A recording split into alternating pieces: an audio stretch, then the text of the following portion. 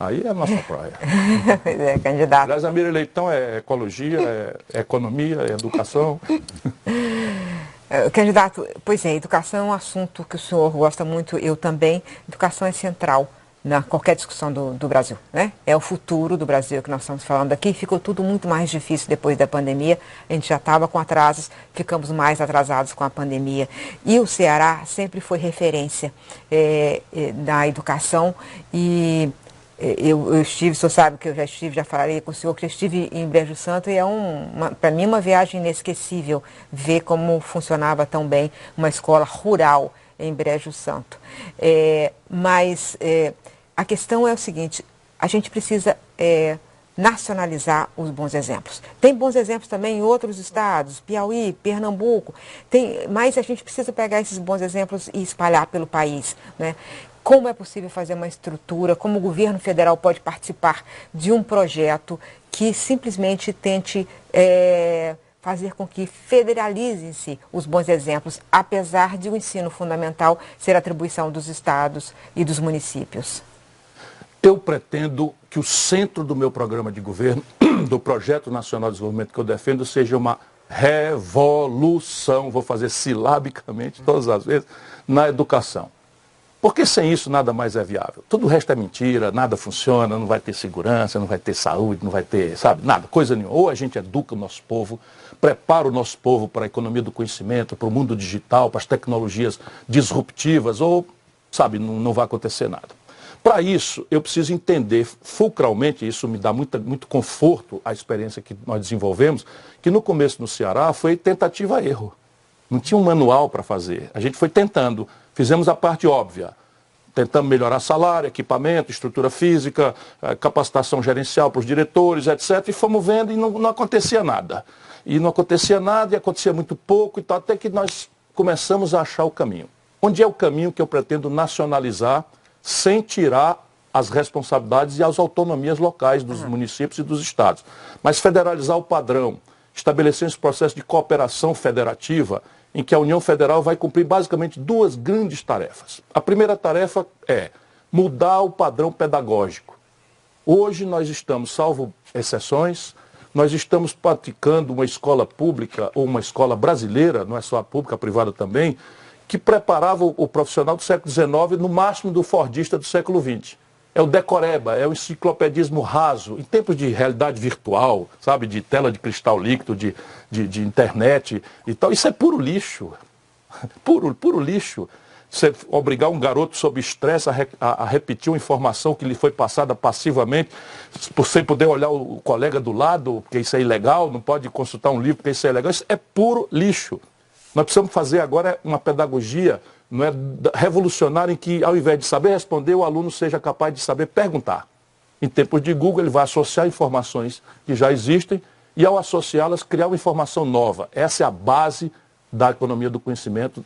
Portanto, você tem um paradigma pedagógico que chega no limite de ensinar o mesmo conteúdo com dois ângulos diferentes, para que a criança desenvolva a contradição e ela própria desenvolva autonomia no seu cérebro, na sua arquitetura cerebral, de tomar decisões diante dessa profusão de informações e de fake news, informações inúteis e falsas, etc, etc. Então essa é a primeira tarefa. Conecta com a segunda. Qual é? Como é que eu vou fazer uma reestruturação do paradigma pedagógico? Eu tenho que motivar o professor. Eu tenho que trazer aí começa de novo a união. Diretrizes e bases da pedagogia, em audiência, as melhores práticas internacionais. O exemplo mais contemporâneo é a Coreia do Sul, a ênfase nas matemáticas, se nós queremos evoluir para engenharias e tecnologias, mas, enfim, está aqui bons exemplos. E na questão do orçamento, que é um assunto que nos é bastante caro, haverá ocasião aqui de tratar, nós temos que ter clareza. Para motivar um professor, eu tenho que mudar o orçamento da educação, concretamente. Deixa eu dizer a todos os brasileiros que estão nos ouvindo, hoje nós estamos com o menor investimento em educação dos últimos 10 anos. Em cima desse gasto deprimido numa década, o Bolsonaro é responsável por 3 anos disso aí, tá? Tem 7 anos que é PT.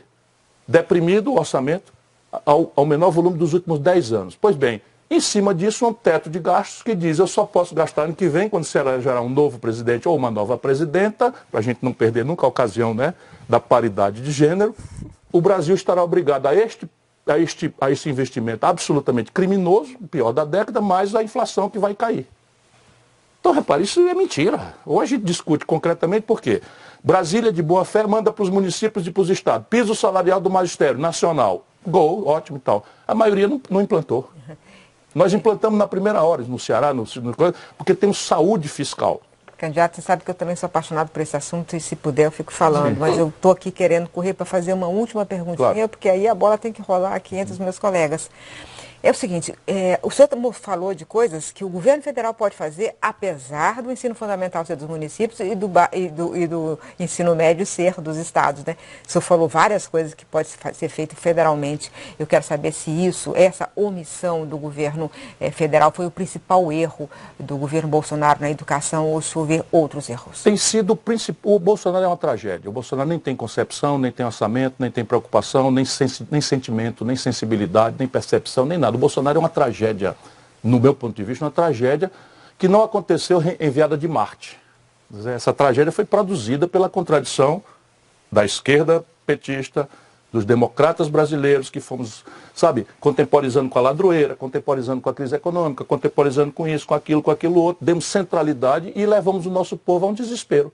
Bolsonaro tirou 70% dos votos do Rio de Janeiro, de São Paulo, de Minas Gerais, do Rio Grande do Sul, estados que têm cultura política extraordinária, para não dizer a Amazônia, para o Centro-Oeste, 70%. No Ceará ele tirou o terceiro lugar. Será que não existe uma relação entre educação e política? Bolsonaro teria ficado fora do segundo turno no Ceará. O meu estado, onde o meu povo, muito pobre, tem uma cultura política também. Pois bem, por que 70% votaram no Bolsonaro? Não foi pela obra, ele era um deputado do baixo clero, o mediocrérrimo, que roubava dinheiro até da gasolina do gabinete. Eu era colega deles e a gente sabia disso. Eu disse isso na campanha, ninguém quis ouvir. O Bolsonaro não apresentou uma proposta. Chama ele aqui. É uma vergonha os candidatos liderando a pesquisa não se submeterem nem sequer a uma enquete, sabe? Num país minimamente sério, estariam banidos, né? Mas não. Então, a educação, a questão básica é que a educação também não produz resultados encantadores sabe, para você inaugurar no lapso de um governo. É preciso ter concepção de estadista. Eu começo a plantar no Ceará, nós estamos colhendo 25 anos depois. Percebe? Mas agora nunca mais ninguém arranca essa obra nossa. Eu quero ver se alguém arranca essa obra nossa. E é o que eu quero fazer pelo Brasil.